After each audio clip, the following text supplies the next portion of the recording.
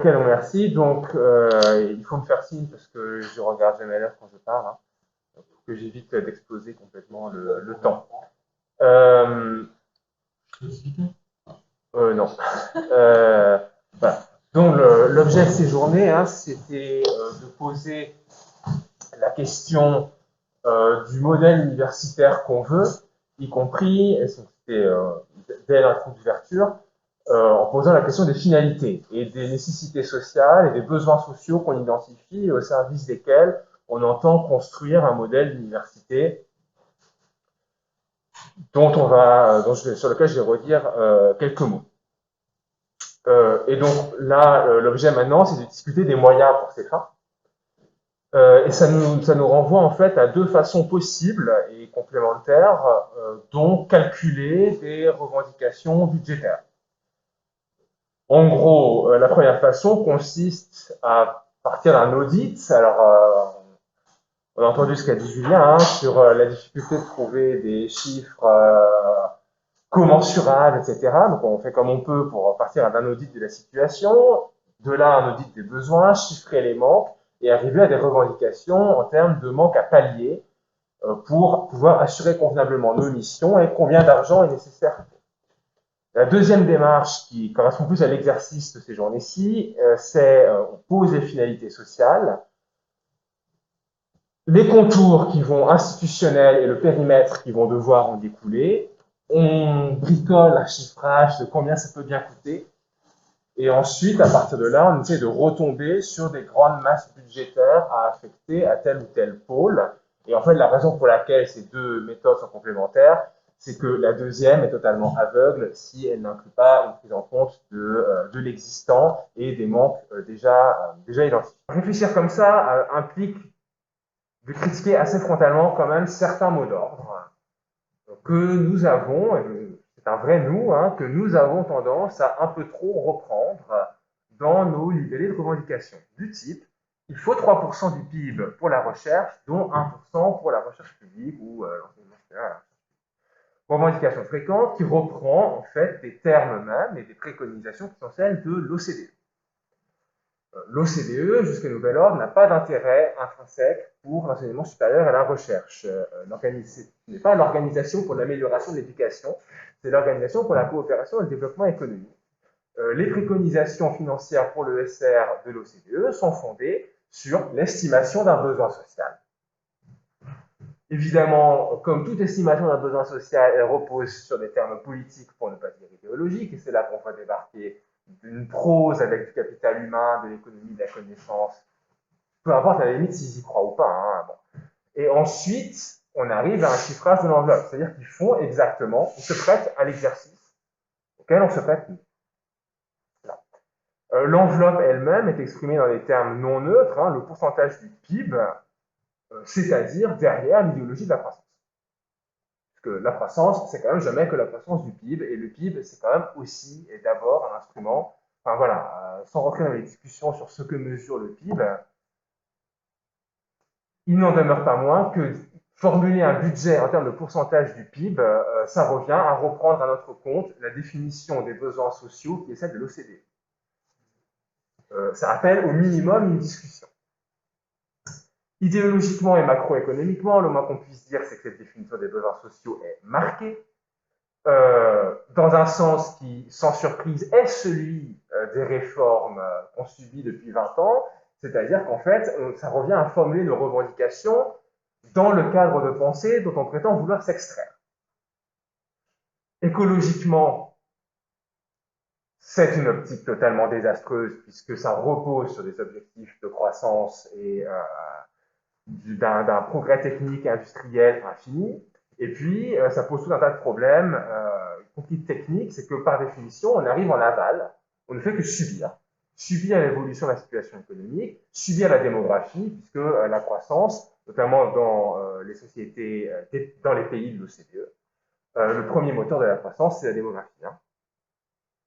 Donc, on a quand même un certain nombre de problèmes, y compris donc du point de vue de la démographie, puisque la démographie universitaire n'est pas obligée de suivre mécaniquement à un instant T la démographie générale d'un pays. On peut aussi avoir des choix en termes de pourcentage de la population qui fait tel ou tel type d'études. Donc, c'est vraiment une façon de poser des revendications qui revient à faire abstraction complète des finalités politiques qu'on assigne à l'université et du monde dans lequel on veut faire exister l'université, on va dire utopique, mais bon, le projet universitaire qu'on veut réaliser. Donc en fait, c'est ce qu'il ne faut pas faire. Alors, quels besoins sociaux voulons-nous mettre en avant? Des choses qui me semblent à peu près consensuelles ici, j'espère. Une élévation générale du niveau de formation, qui va poser une question de conditions d'accueil des étudiants, de capacité des établissements, en poste, en CTU, en amphi, en salle, etc. Il ne s'agit pas de faire des usines à gavage, il s'agit d'émanciper, j'ai mis la jeunesse, mais on n'a pas de la formation continue, donc on ne va pas émanciper que les jeunes en réalité, normalement. Donc ça pose la question de l'autonomie étudiante, la question de l'allocation étudiante qu'on a parlé ce matin, etc. Il y a aussi un lien, une dimension géographique, des enjeux de l'aménagement du territoire. On a déjà commencé à parler hier et un peu aussi ce matin de est-ce qu'ils habitent chez leurs parents ou pas, et quelles implications ça a, y compris d'un point de vue budgétaire, mais aussi organisationnel. Il a été question, et je vais y revenir aujourd'hui, de la proposition de reprendre un coup d'avance avec la création de 3 universités expérimentales de taille intermédiaire à brève échéance. Ça pose des enjeux d'aménagement du territoire. D'un point de vue moyenne, tout ce qu'on propose, ça a des effets sur les coûts, ça a des effets sur la façon même d'articuler un projet. On n'a pas de collégialité et de pluralisme, j'y reviens pas. Il y a évidemment une dimension statutaire derrière aussi. On veut une possibilité, c'est un enjeu que le Covid a mis vraiment au devant de la scène. On veut les possibilités d'une recherche de temps long, de rupture. Ça impose à nouveau des garanties statutaires, ça impose des moyens pérennes, ça impose aussi, si on ne veut pas un conformisme, une recherche strictement incrémentale, une forme de répartition égalitaire des moyens pour ne pas préjuger des champs qui sont susceptibles d'apporter les ruptures scientifiques qu'on cherche. Ça impose, ça c'est la teneur de l'intervention de Romain Brett hier, un personnel formé, stable et compétent dans tous les corps de métier impliqués, où l'on retombe sur la question des garanties statutaires, qui ne doivent pas être l'apanage des chercheurs et des enseignants-chercheurs, mais de tous les corps de personnel de l'ESM. Et enfin, un enjeu de responsabilité écologique. Là, je ne vais pas revenir sur les discussions qui ont beaucoup occupé l'après-midi d'hier, mais il y a un enjeu de fin de la course aux chiffres, de fin de la course à la production, de fin de la course à la concentration, qui à nouveau va devoir informer le libellé de nos objectifs. Il y a des points de tension là-dedans à ne pas mettre sous la table. On ne fera pas disparaître les besoins ponctuels de gros investissements. Alors, ça ne veut pas dire qu'on a besoin d'une ANR, puisqu'on a su financer des grands projets ponctuels avant qu'il y ait une ANR. Pour autant, on le faisait sur un mode ultra bureaucratique et napoléonien, qui n'est pas nécessairement non plus ce qu'on cherche. Deuxième enjeu, l'inégalité des coûts par discipline, qui pose un enjeu de péréquation. On peut pas dire, enfin, il faut dire à la fois qu'il faut une forme de dotation égalitaire pour ne pas préjuger des champs de recherche susceptibles d'eux, et en même temps, pas nier que le coût de production d'un bon article par discipline n'est pas le même. On rejoint là les questions et une partie des réponses que posait Romain Brett hier. Donc, une question de proportionnement entre la dotation égalitaire et des modes de ventilation différenciés, avec derrière la grande question comment on juge de comment on organise ces modalités de ventilation, de dotation non égalitaire. Et comment on formule ça? Est-ce qu'on raisonne vraiment en proportion? Ou est-ce qu'on dit qu'il faut une notation égalitaire dont on va donner un montant et le reste, donc il faut donner un montant du coup, de combien a-t-on tous besoin pour faire de la bonne recherche, toutes disciplines confondues, et ensuite comment est-ce qu'on essaie de chiffrer les besoins disciplinaires spécifiques et par-dessus le marché, le cas échéant, des grands projets nécessitant un investissement massif ponctuel. Bon, ça revient un peu à la même chose et à ce que disait Romain Brett hier. Tout ça n'est pas indépendant, à nouveau, de la division scientifique du travail, de l'organisation des labos par discipline et de la répartition du travail entre corps de métier par discipline.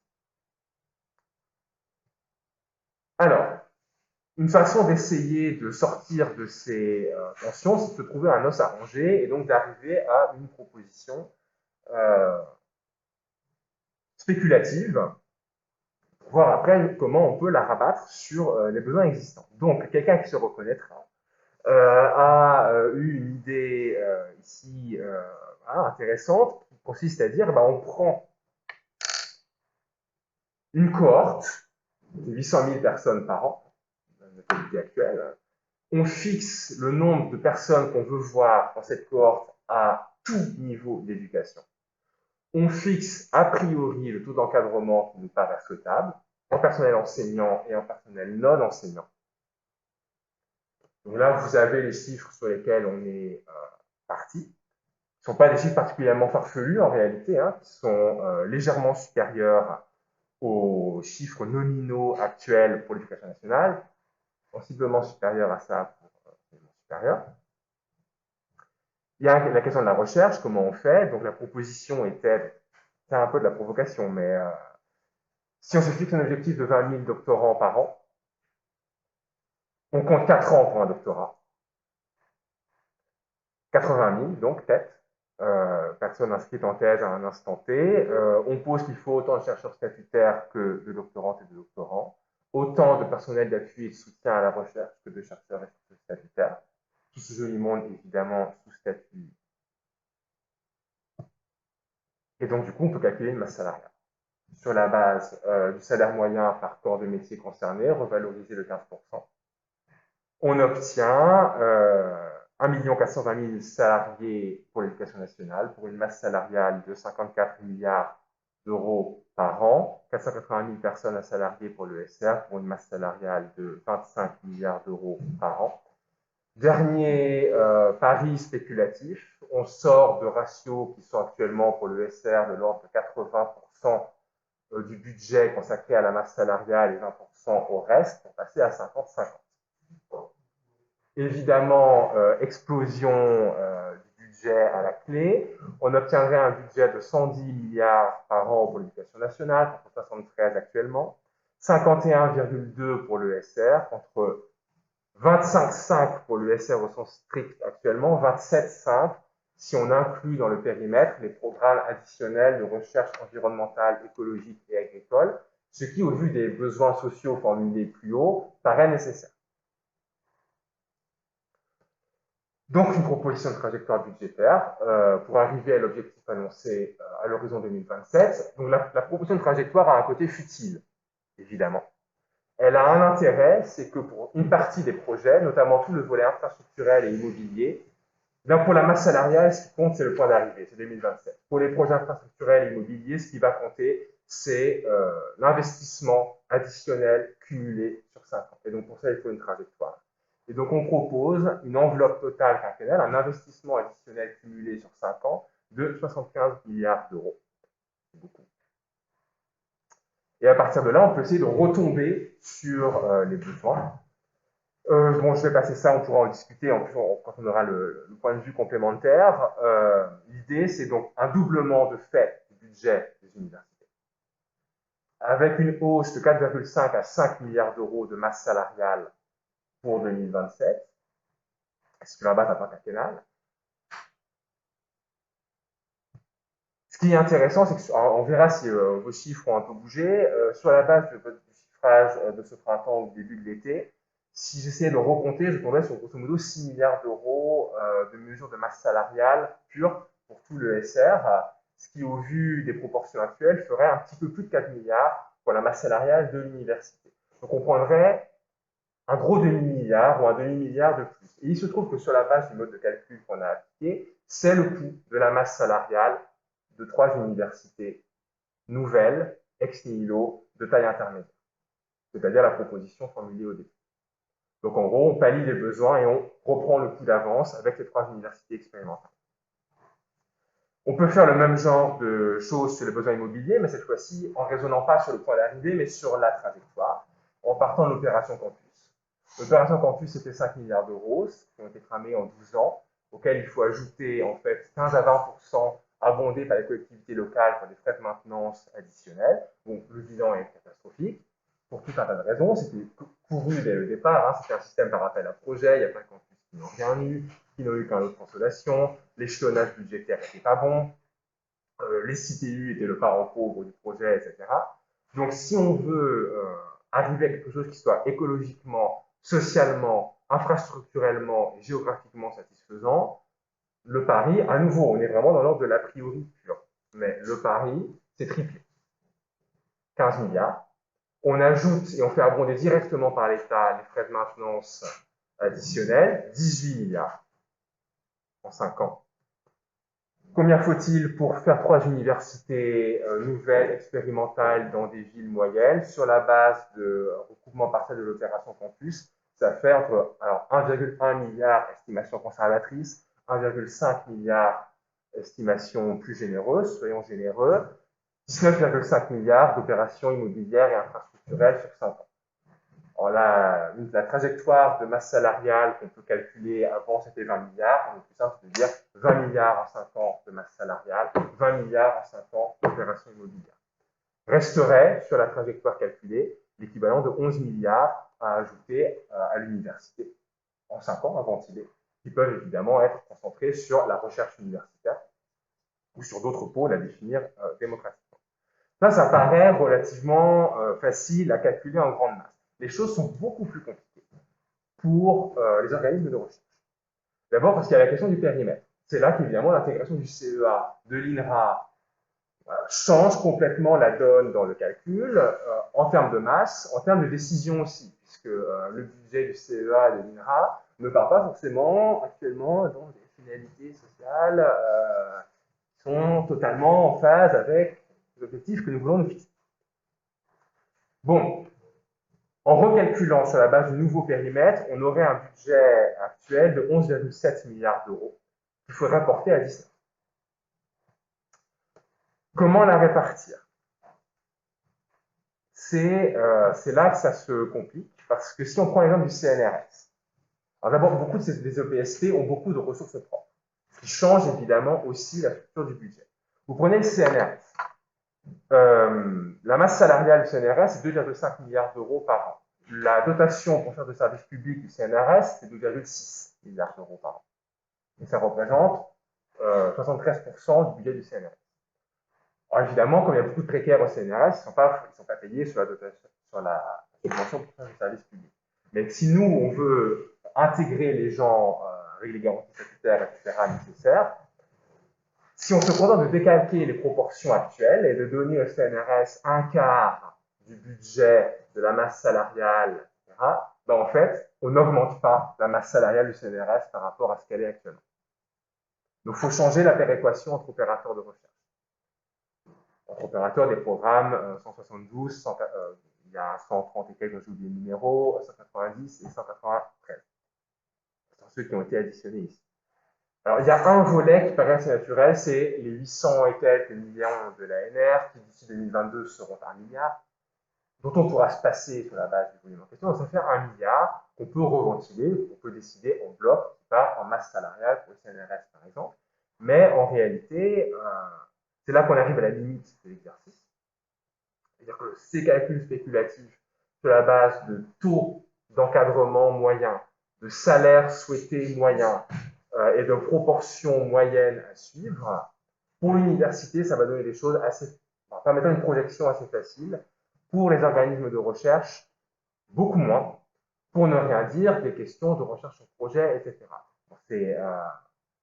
On rejoint en fait assez exactement les problématiques de Romain Brett. Donc ceux qui étaient là hier ou qui ont entendu l'exposé ont aussi entendu des éléments de réponse, avec cette idée de financement par tête de pipe avec accrétion ensuite des moyens par collectif et par mise en réseau. Voilà, là on est dans quelque chose de beaucoup plus poreux, labile, qui appelle beaucoup plus de discussion,